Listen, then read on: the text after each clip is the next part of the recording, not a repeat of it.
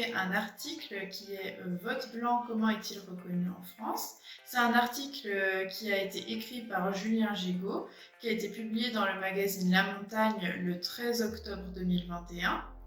Donc, dans cet article, on nous présente donc le vote blanc et on se demande pourquoi il n'est pas reconnu en France et pourquoi il devrait peut-être être reconnu ou non. On sait que le vote blanc, du coup, c'est glisser un bulletin blanc dans une enveloppe ou alors aucun bulletin dans l'enveloppe de vote. Les votes blancs, ils sont distingués des votes nuls depuis 2014, comme on l'indique dans l'article. Dans le texte, du coup, on a dit qu'on nous demandait du coup la prise en compte des votes blancs et on nous donne deux exemples avec notamment François Hollande et Emmanuel Macron de si les votes blancs avaient été pris en compte et on nous dit qu'avec Emmanuel Macron, on avait eu 11,44% de votes blancs. Et du coup, dans ce cas-là, l'élection d'Emmanuel Macron n'aurait pas été annulée parce qu'il aurait quand même atteint la majorité.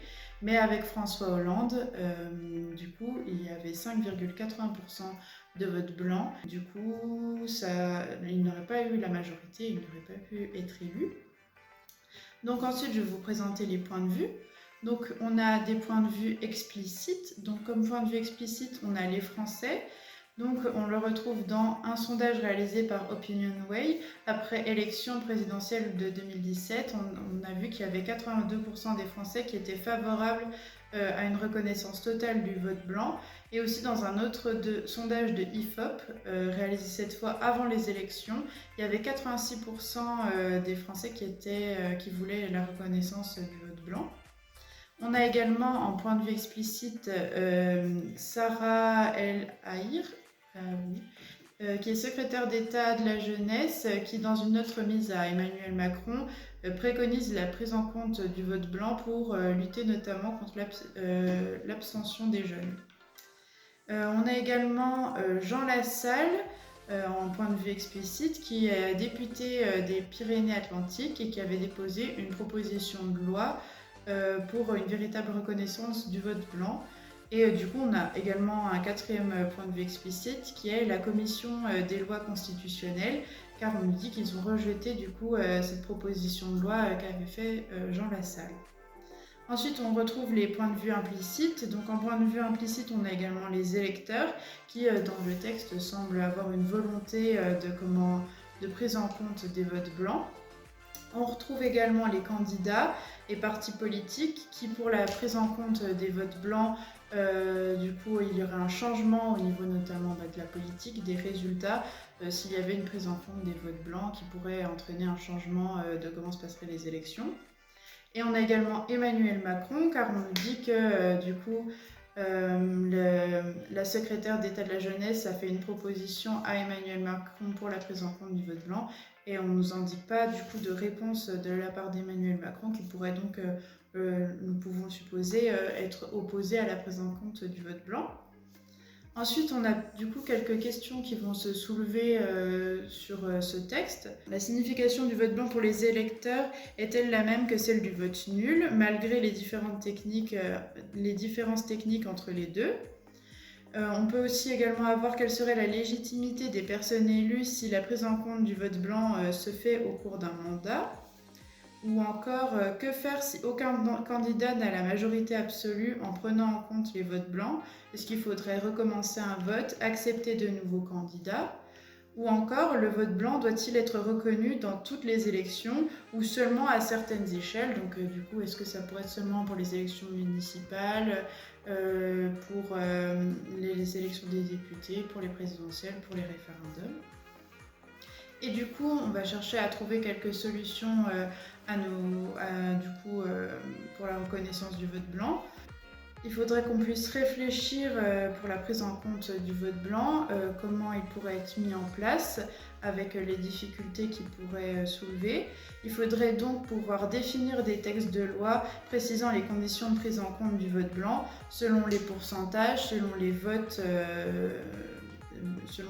blancs ou nuls, s'il y a une possibilité d'un troisième tour, s'il y a du coup des votes blancs qui annuleraient l'élection. On pourrait aussi essayer de comprendre pourquoi il y a de plus en plus de votes blancs et proposer des solutions afin qu'ils diminuent. Et prévoir et expliquer aux électeurs la prise en compte du vote blanc, notamment du coup s'il y a une annulation des résultats, s'il n'y a pas de majorité. Donc on va maintenant passer à l'entretien. Je vais vous poser quelques questions. Connaissez-vous des pays qui reconnaissent les votes blancs lors de leurs élections?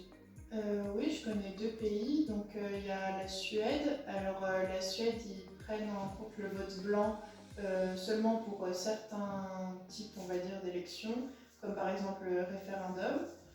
Ou encore en Grèce, là ça va être quelque chose de plus dérivé, où comme en gros les votes blancs ils sont comptabilisés pour le vainqueur, pour donner l'impression qu'il y a eu vraiment une très large victoire, on va dire. D'accord, très bien. À votre avis, est-ce que cela serait une bonne chose que les votes blancs soient reconnus et influencent les élections? Ça peut être une bonne et une mauvaise chose à la fois parce que du coup ça permettrait de prendre en compte le mécontentement que représente le vote blanc des électeurs.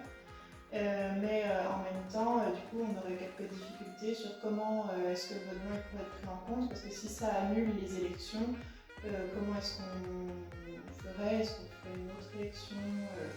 Il faudrait trouver une solution du coup. Oui. Savez-vous si les votes blancs et nuls sont comptabilisés séparément? Du coup, oui, on a vu dans le texte qu'ils étaient comptabilisés séparément. C'est depuis, du coup, on a vu depuis le mois de 2014 et du coup, ça s'applique depuis 2017 dans les élections. Du coup, il y a une séparation des votes blancs et des votes nuls. À votre avis, quels seraient les problèmes et les avantages de la reconnaissance des votes blancs? Du coup, les avantages, comme je l'ai dit précédemment, ça serait que du coup, on aurait une prise en compte du mécontentement des électeurs. Et par contre, du coup, les avantages, ce serait plutôt qu'il faudrait trouver une solution. Est-ce qu'on ferait un troisième tour pour les élections? Est-ce qu'il faudrait recommencer les élections?